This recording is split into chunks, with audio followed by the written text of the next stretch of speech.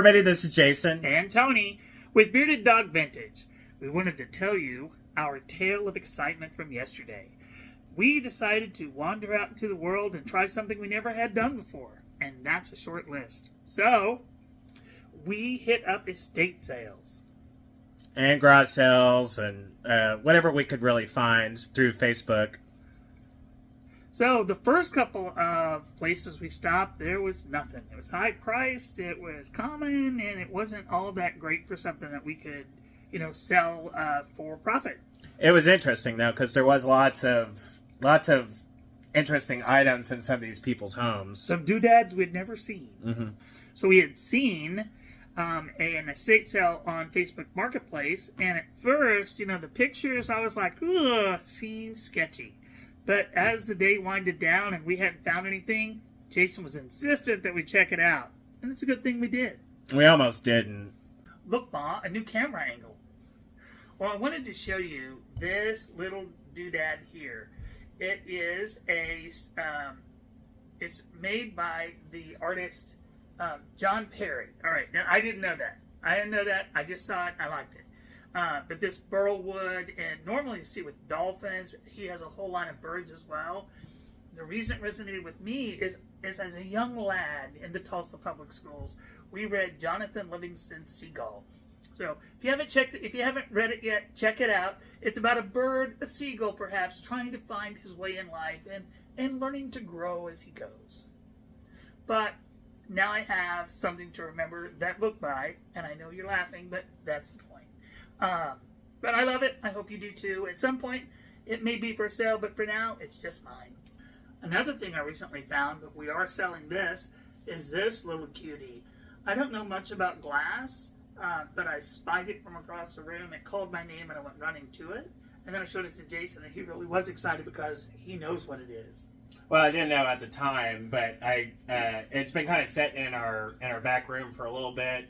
So I finally got around to listing it, and whenever I looked into it, it turns out it is a 1933 Fenton Amberina three-toed dish.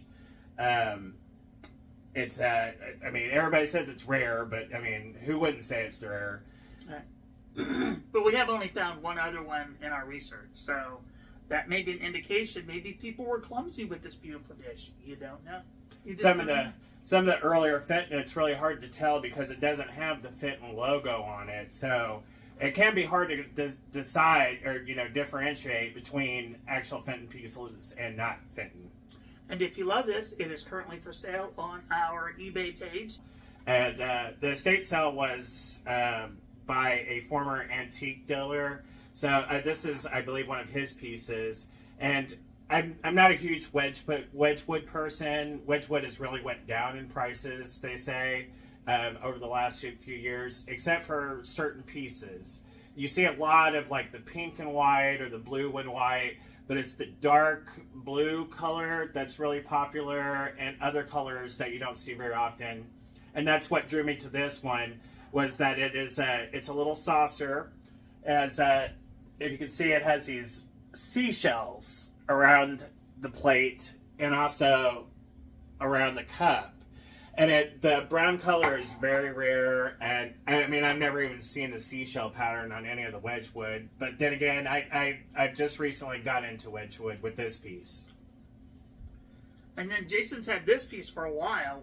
I don't know if it's up for sale right now or not. This one's already up for auction. It is I'm not exactly sure how you say it. This is also a piece that we bought a month or two ago, which has been sitting in the back room all this time. It's unsigned. I saw it sitting on a shelf, and I just thought it was kind of interesting. As far as vases go, I've never really been much of a person. This is called a Jack in the Pulpit. I've never been a fan of the Jack in the Pulpits, but I thought this glass was pretty interesting. It's clear on the outside, and then it's got this kind of cranberry color to it. Very shiny part. I didn't know what it was, but I brought it home and looked it up, and the name is something like Krivska. It's Bohemian glass.